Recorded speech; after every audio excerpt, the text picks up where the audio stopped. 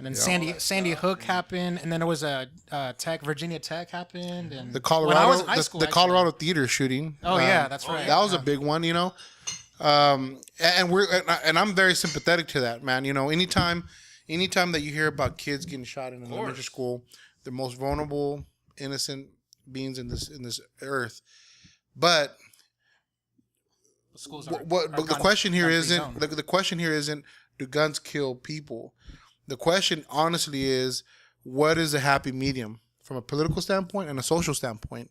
What is it that's going to make me as a citizen know that I could expect my child to come home at the end of the day?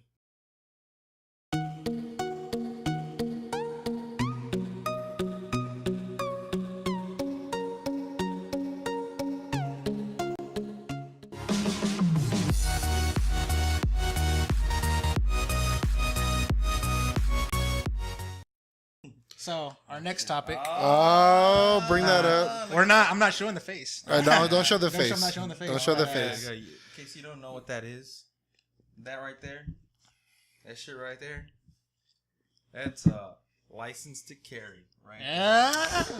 Or AKA license to kill. I'm playing. I suddenly have hairs in my nuts now. Oh. Yeah. Nah. Only because you let it grow out for the winter.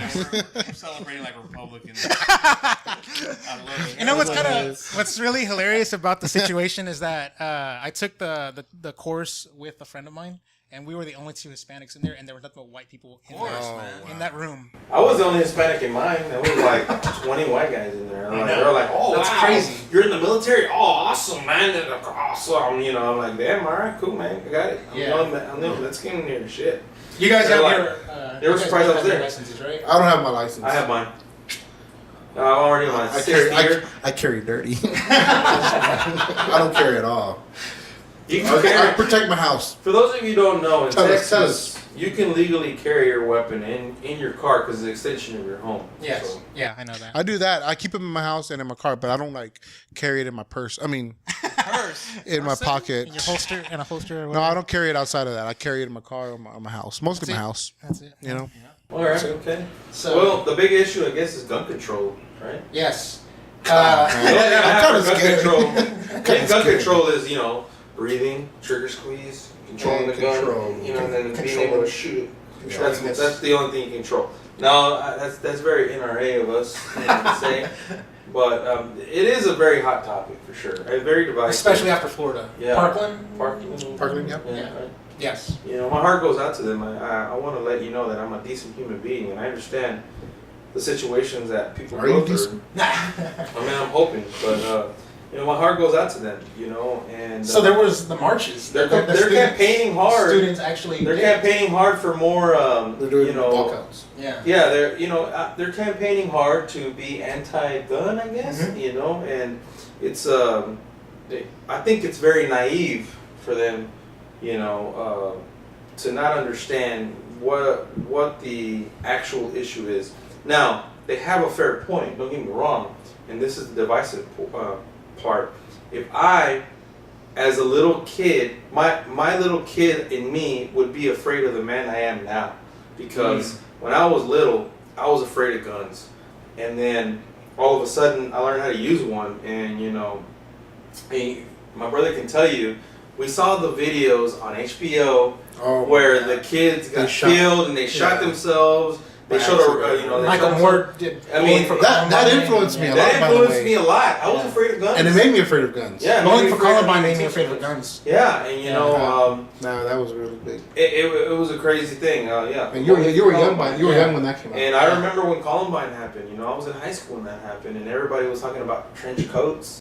And then Sandy Hook happened, and then there was a Virginia Tech happened, and the Colorado when I was in high school, the Colorado theater shooting. Oh yeah, that's right. That was a big one, and I'm very sympathetic to that, man. Anytime that you hear about kids getting shot in an elementary school, the most vulnerable, innocent beings in this earth.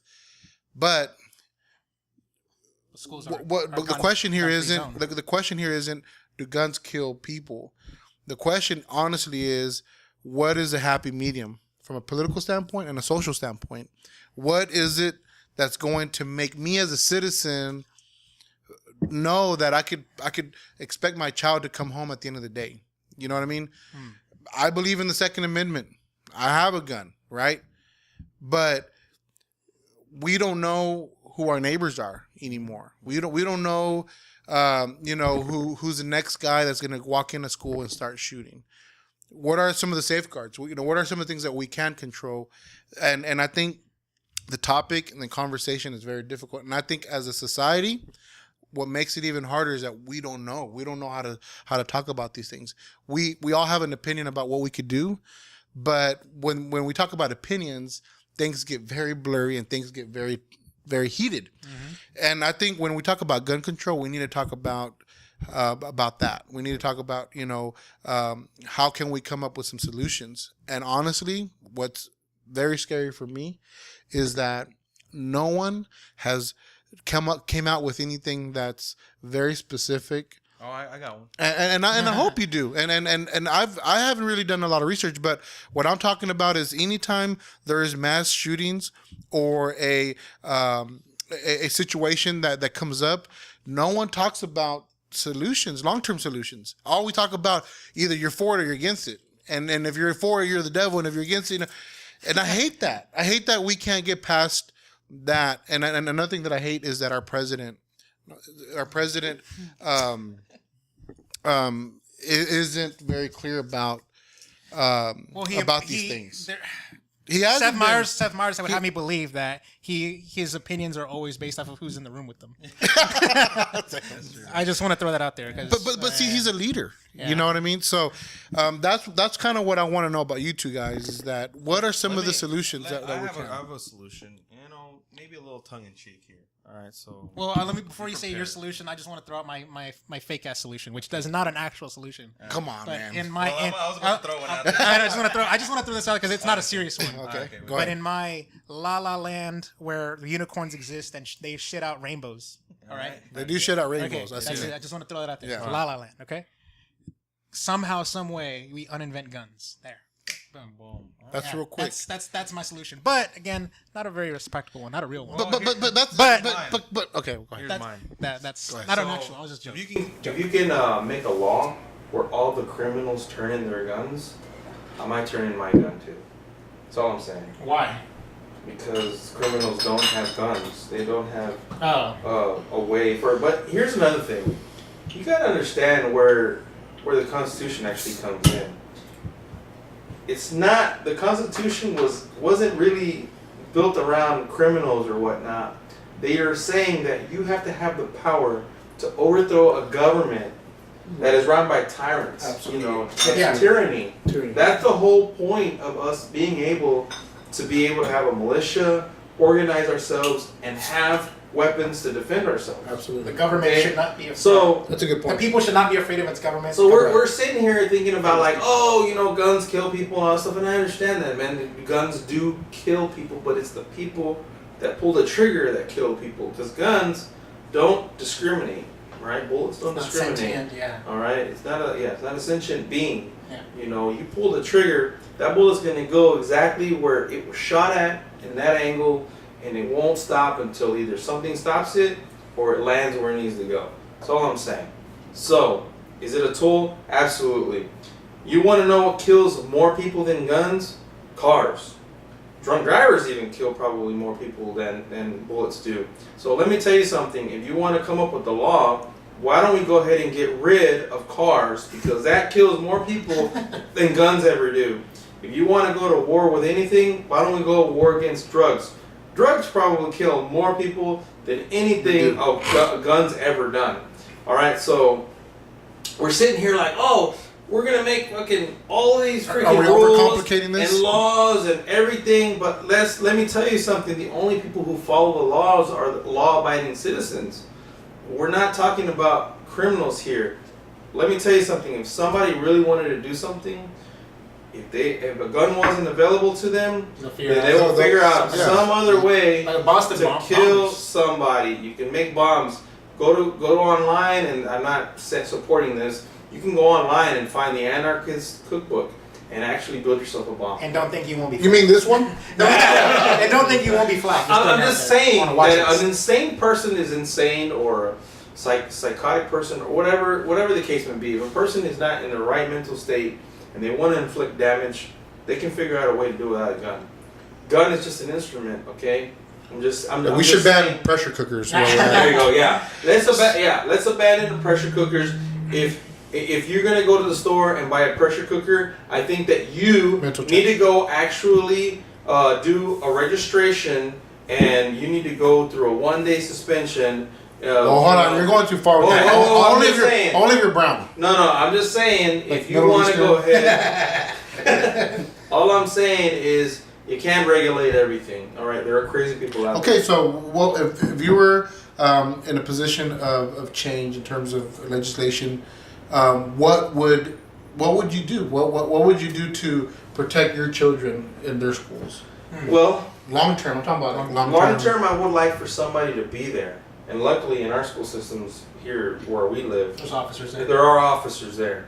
Okay, so then you might throw in like, well, what about the Parkland officers, the ones that they didn't react quite or whatever the way that we would want to. Listen, every situation is different. But most people that are in the police or law enforcement, they're there to do their duty. Okay, not everybody's going to be the exact same, but I just want to make sure that somebody's there. I'm not saying arm the teachers. If a teacher wants to be armed, I don't think that you need to take that right away. That's a disaster. If they want to arm themselves, let them arm themselves. Okay, I'm just saying, they want to. If they feel safer, if it gets to the point where there's so many shootings and they want to arm themselves, you know what? They are citizens just like anyone else, and if they feel more comfortable being armed, okay, fine. And in Texas, they can arm themselves. I thought most schools were gun-free zones and stuff like that. Yeah, guns. Yeah, schools are gun-free zones. So they would have to get special permission to do so. Yeah, but Texas is one of those states, believe it or not. Yeah. So we can have teachers that are armed, and it's up to the school district, and it's up to a whole bunch of other people, whatever the case may be. But in Texas, it is allowed. Now, all I'm saying is, I would love for a police officers to be assigned to the school. Colleges have police officers. They actually have police departments on campus. Yeah, their own on private campus. security. They have their own private, police departments. So, what's wrong with that? What's wrong with that? So school districts should have their own police, or Hey, why not? You know what? Why not? I always believed that police presence in schools, like when I grew up, was a deterrent. For there was a lot of gangs or whatever. When I went to school, and I always felt like it was a deterrent. But the example that you gave me earlier, violent people, crazy people, whatever, they're gonna commit a crime no matter what. Yeah. It's kind of like if there's a lock on a door, that lock is only preventing. For somebody honest to go through it. A dishonest person's going to figure out how to do it. We'll find a window or something. But here's the thing. When you make a law, there's always a black market for something. Absolutely. Prohibition. It actually... Well, besides prohibition, it doesn't matter. Black market. Law, there's something on the other side. There's a reason why they made the law. There's going to be business. There's going to be a business behind of that law. Yeah. So, anyways, I'm sorry. I didn't mean to absolutely. You're right. So, guns... pressure cookers, knives, any tool used to kill people, that's not the problem. I think the problem is in our process, is in our legislation, and is in our leadership. I think that's been the problem. Somebody who hasn't been very clear about, hey, look, we're going to do something about this. Mass shootings, that's it. Mass shootings is part of our society now. And people argue, you know what? They've been happening for a very long time, especially during the civil rights movements. I mean, it's been part of our culture, but we haven't really known about it because it hasn't affected us as it is today. And social media and the media, it makes it very much easier for us to see it, firsthand. But my long-term solution to this is, we need to have a bigger presence in our schools, in public places. I don't think that taking guns away from anybody is going to... I'm talking about law-abiding citizens. Right. There are a lot of people that are felons that come into guns, like in Chicago. It's a capital. It's like the gun capital of the Yeah. U.S. Yeah. I mean, it's crazy that you can walk into a house and they can have a room full of guns, and they say, man, it's not hard to get guns. My question is, what is the government doing again? About drugs and guns, about disenfranchised neighborhoods. What are we doing? I think if we had a better stronghold on these neighborhoods, it will make it difficult for crazy people to get guns. It will. You said that earlier. You said we need to do something about drugs. We need to do something about, about people, criminals. We got to make it harder for them. Right now, I honestly think that if there's a business in government for them not to do anything about it. I think there's more money to be made with the parole offices. There's more money to be making in incarceration. We have 2.5 million people incarcerated. Nice. The government is making more money per capita on that than they are on trying to control people killing people. You know what I'm saying? Like, I'm talking about mass shootings. And our leadership, our personal leadership, our president, I don't think he's vocal enough about what he's planning on doing. That's what I am disappointed at. And I'm also disappointed in the fact that we can't have these type of conversations with each other, for 20 minutes about what we could do to fix it. We're not organized. We're not doing anything about it. So long term, I would like to see us to get more organized, and I would like to see our government get more involved with the reduction in drugs and crime. I think if you do that, you'll prevent crazy people like me getting guns and killing people. So basically, it's a systemic problem. Where It's very systemic. If you solve the underlying factors, like the socioeconomic factors, it will it'll remedy it. Okay. I believe that. That's the root problem. Yes. That's the root problem. And I'm glad you talked about root problem, is because it's one of my. Okay. Next topic. Sweet. Actually, it's a good transition. There you go.